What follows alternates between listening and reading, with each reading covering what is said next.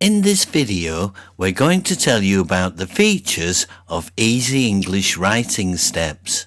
Then we'll briefly go through the pages, and finally, I will show you how I use the steps in the classroom. Don't forget the very important point, Justin. Yes, this book is absolutely free. You can download a copy right now at the link below this video. Okay, Ralph, let's begin. First off, it's very student-friendly. Yeah, it can be used as a self-study reference book. It has lots of examples, and they're all in easy English. Yeah, and there's no technical jargon, and the vocabulary is all around pre-intermediate level. Like the videos. Yep, that's right. And there's a checklist for common mistakes. With the videos to help with more difficult points. Do you think it really works as a self-study book? Yeah, I know it does, because some of my students do the whole thing as a homework assignment. How do you do that? I give them a copy of the grading rubric, show them the website and videos, and ask them to write a paragraph referring to steps 2 through 6. And how are the results? Surprisingly good, Ralph. I was quite amazed the first time I did it. They must be really good students. Yeah, good, but not great, and I did give them 3 weeks. Obviously, it works much better with the help of a teacher, so let's move on. Teacher freedom! Yeah, easy English writing steps is very, very flexible. So you don't need to worry about the level of the class and the book being appropriate. Well, my students are first-year university students in Japan. They have been taught English writing at high school, so their level could be anything from sentence level to short essay level. That's quite a wide range. Yeah, but the steps work with that range of students, even if they're all in the same class. So I don't need to wrestle with CRTA before the course. CRTA? Yeah, choose the right textbook agony. I've never heard that one before. No, because I've just made it up. Next! It's attainable. Yes, at 14 pages, it's far less than intimidating for the students. They think, yes, I can do this. I can learn this. And the goal is to master the steps. Yes, to make it their own.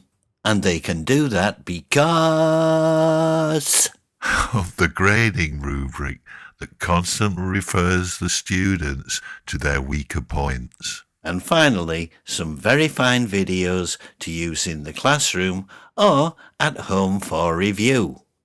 Next! Right, let's have a look at the pages. Here we are, all 14 of them, including the cover. Is this really enough for a year's work? Yeah, 30 90-minute lessons. Yeah, it's enough.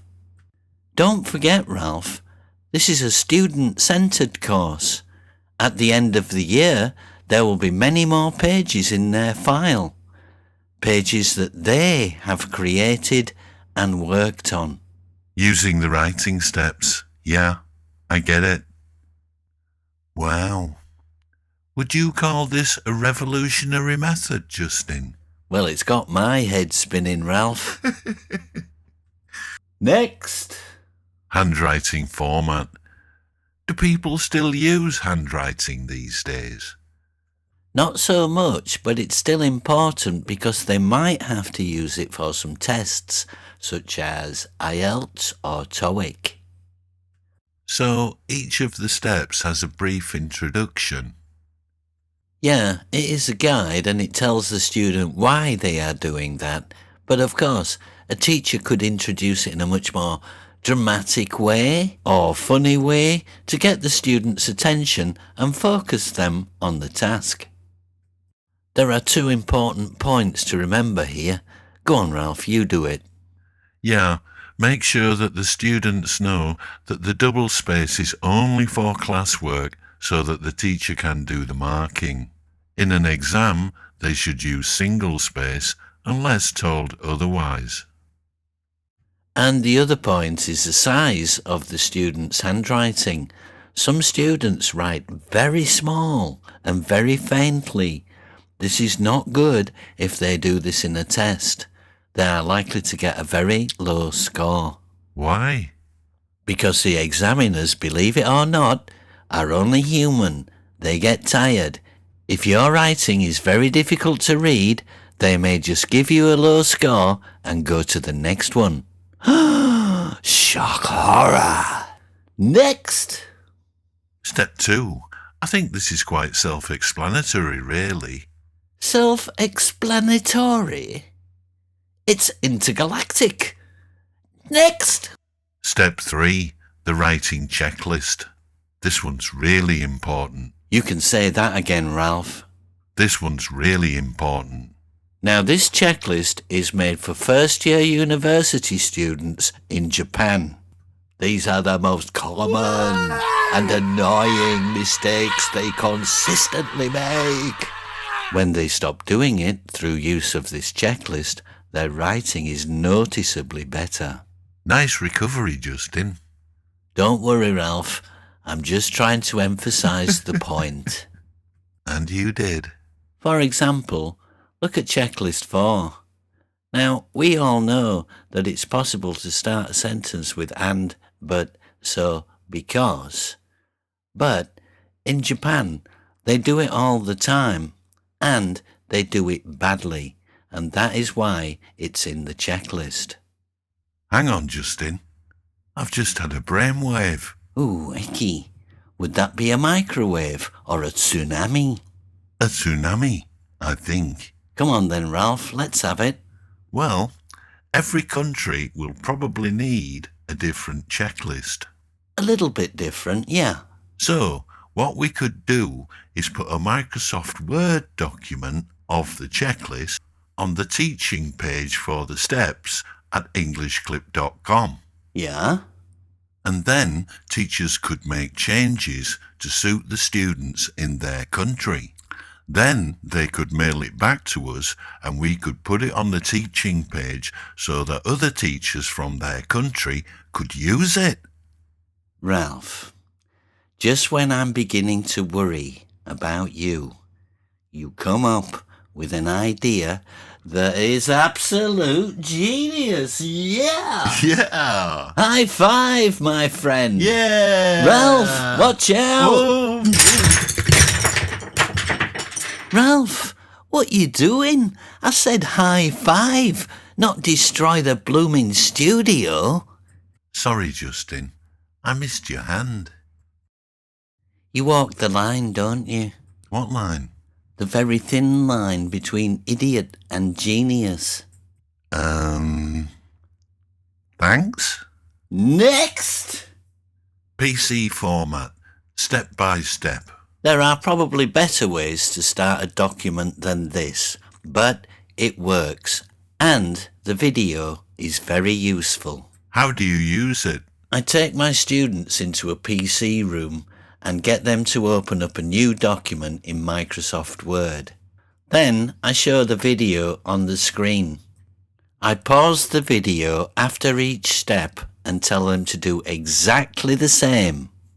No more, no less, and I go around the classroom constantly checking that everybody is on track. And their work should look just like the example at the bottom of the page? Yep, and then they print it out. So everyone leaves the computer room with a perfectly formatted piece of writing. Yeah, that's right. So after this, I would be quite strict when grading format. This video's going to be very long, Ralph. Don't worry about it. This is seriously good information, and the viewers are teachers. They want to know. Okay, my genius friend, I will trust your judgment. Next! Step 5, topic sentence. Self-explanatory? Well, it's pretty straightforward, But as with step 2, I'd like to explain this step in the next part of the video, when we're talking about how we progress through the course. Okay, and step 6? Yeah, it's pretty obvious what we're trying to do here, and I will mention it again later. Okay, so step 7, the Oreo worksheet. Yeah, this is a pre-writing task for step 7. So you can see there's a paragraph at the bottom of the page, and in groups they would work together and put all the sentences in the right places. So this is the same paragraph as used in the video? Yep, so they can watch the video and check their answers. Then get them to make an Oreo table in their notebooks and make notes about their opinions. After that, they make yet another Oreo table in their notebooks and write the sentences about their opinions. And rewrite in PC format for homework? Yes, indeed, Ralph. Next! Step 8, contrast essay. This is pretty straightforward if you think your students are up to it. Do you give them this topic? The topic I give them is all students must study abroad for 1 year in order to graduate. So they all have different points of view, and it makes it a bit more interesting. And step 9? Yeah, this is where flexibility really comes in. If you think it would be helpful for the students, do step 9 just after step 7, using their paragraphs to make 5-paragraphed essays, just the same as we did in the step 9 video.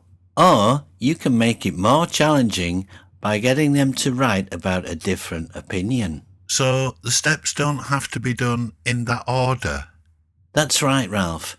The steps represent skills that the students need to master, not necessarily the order that they are approached in. And step 10? As you can see, this is a reference paper with some very useful words. They should be using these from step 7 onwards. Hoo-wee! Thank God there's only 10 steps. I don't think I could go up any more. You should have written a book called The Writing Elevator. That'd have made it much easier. But you've still got 2 more pages to do. All right, bring it on, Ralph. Onwards and upwards. Writing emails. If your students will be mailing you on the course, then you should do this very early. You could get them to all write their emails on the board and then practice writing emails to each other and replying. Emphasize that they must use the subject box and include their name in English and their class number. Next! And finally, the grading rubric. It's certainly a last but not least situation here, because this humble paper is the driving force behind Easy English Writing Steps. Yeah, the grading rubric really helps the students because it's always pointing them back to their weak points.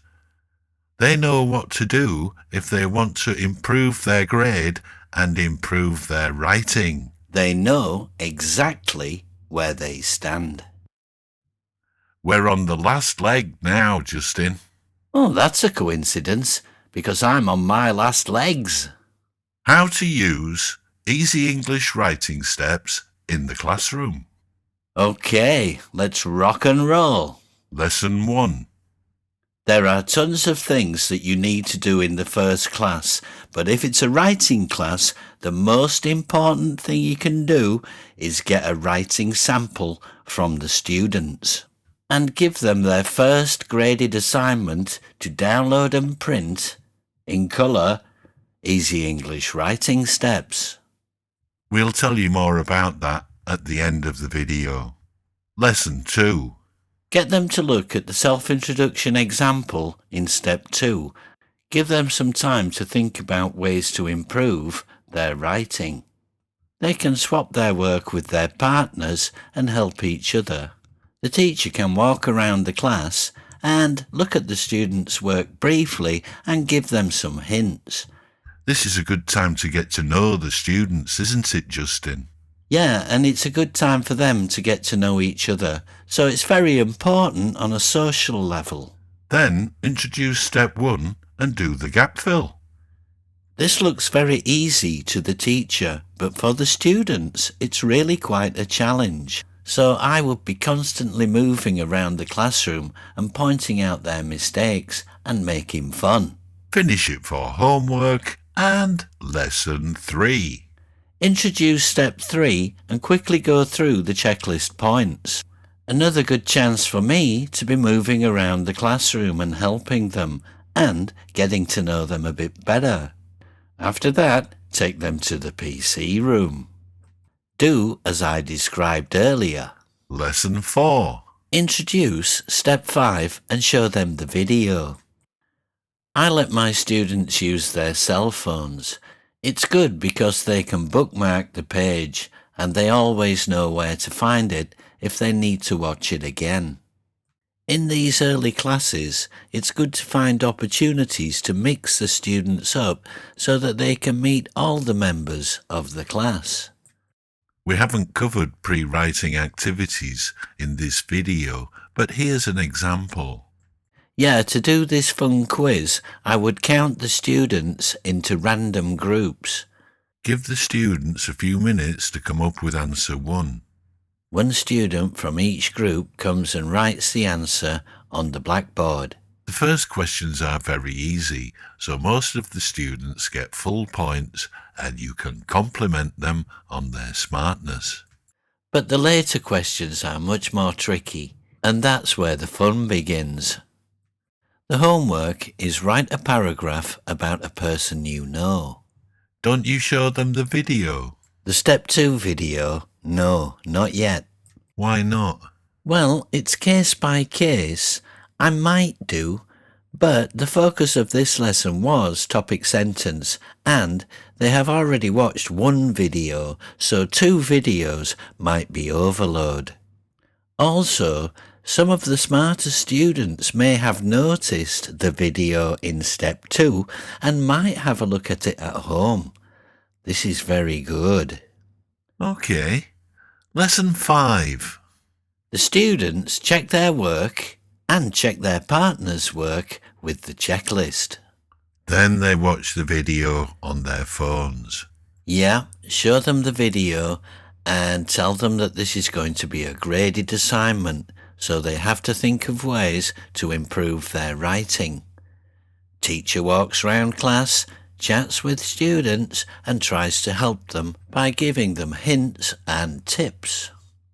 When you ask them to do rewriting in class, do they really do it? Some do, some don't. But you have to bear in mind that coming to university is a big step for them. They've left all their high school friends behind, and it's really important for them to make good friends at university, so I don't mind. Another thing is that I give them quite a lot of homework, so if they don't do the rewriting in class, they have to do it at home. That's okay, and they don't seem to complain. Moving on to lesson 6. Students check their own work, check their partner's work, and introduce them to step 6. Watch the video on their phones. Then they check their work for short or poor sentences. This will be a great time to do another quiz, Justin. That's right, Ralph, and it's even easier than last time. This time, all you have to do is write a really poor, short sentence on the blackboard and get the groups to work on improvements. The teacher awards points from 1 to 5 for the best sentences, and Bob's your uncle. Homework, rewrite and submit your final draft next week for grading. And hopefully their final drafts will look nothing like this. Oof, Justin, that's rough. No, they'll be much better than this. Trust me. I wrote this one just to show you how I mark them. It's the best, worst writing I can do. It shows very clearly how well the student has studied. Yeah, and what the student needs to study more. So the student needs to study format, checklist, and step 6 to make improvement. Yeah, it's that simple. And for the other things, I just gave an average grade. I don't want to discourage the student by putting red ink all over the paper. Next! I like this. This is great. Yeah, it's a beautiful thing because when we've completed step 6, we've set up a learning cycle. The teacher is completely free to choose the direction that will be best for the class as a whole. And everything the student writes will be tested against the steps. Yes, so they become more and more familiar with the writing steps. So in the end, they will have completely learned the writing steps. That is the goal. They will make those skills their own. Okay, let's just talk about student level. How about level 1? Go slower. Spend more time on the steps. Don't go beyond step 6. Introduce different topics. Do lots of practice and come out with students who are strong paragraph level. That is a great achievement. And level 2? Definitely do step 7. Do steps 8 or 9 in a way that suits your students. It all depends how strong they are. What about level 3? Of course, everything will move at a faster pace, but be careful not to leave any of the weaker students behind. Classes are rarely streamed by writing, so some of the students might not be that good. Do steps 8 and 9. Do more topics. Run everything past the writing steps and the rubric. Is that it, Ralph? No, there's just one last thing. Is that a Steve Jobs one last thing? No, it's a Ralph MacBook one last thing. Go on then, get on with it. The cows are coming home. If your students are reluctant to download the book, just write this on the blackboard. Compare Easy English Writing Steps with all the other books they have bought for university this year. Show them your example and stress these points. This really works, and they will feel quite good about it in the end. Can I ask you a question, Justin? Sure, go ahead. Why do you do this? Fear, Ralph. Why? What are you afraid of? Not my fear. The fear on the students' faces when you walk into the first class and they're sitting there with a big fat textbook full of words that they don't understand, and already they are saying, I can't learn this, I can't learn this. It costs them an arm and a leg, and it will only help about 50% of the class. The other 50% will be left behind. No, I meant, why do you make all these English learning materials and give them away for free? Oh, it's my philosophy, Ralph. I'll explain it very briefly. There are many big bad things in this world that I can't change because I'm just a little person. But one thing that I can change is my little corner of this world. My motto is, it's got to be fun. I meet a lot of students every week, and if that can be a fun time, then things are good in my corner. So you want to share this with other teachers? Yeah, help them to make their corner more fun, and thereby making the world a better place. Yep, learning English doesn't have to be like going to the dentist. You wouldn't use that expression if you saw my dentist. What do you mean? She's beautiful. If you have any questions about using this book in the classroom, please feel free to ask them in the comments. We will be glad to answer. Are you ready? 1, 2, 3. Please help us to spread the word. Subscribe and hit the bell button. Press the like button. Press the dislike button. No. I don't care. He said, please share.